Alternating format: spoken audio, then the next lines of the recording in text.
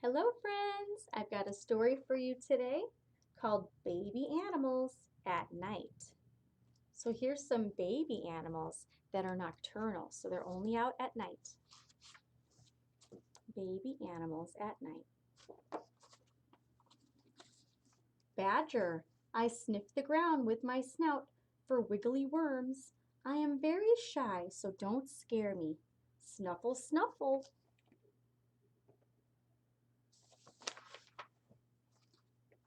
Tarsier, my enormous eyes allow me to see in the dark. I jump on tasty insects and gobble them up. Blink, blink. It's got kind of cute eyes, huh? Koala bear. I have sharp claws to help me climb trees and munch on the yummy leaves. Chomp.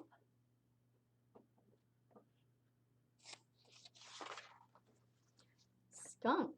I love munching on bees. When I'm angry, I spray an awful smell. Phew!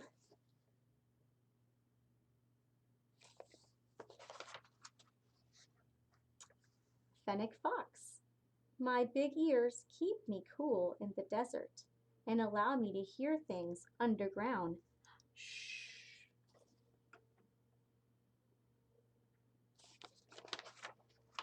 Raccoon.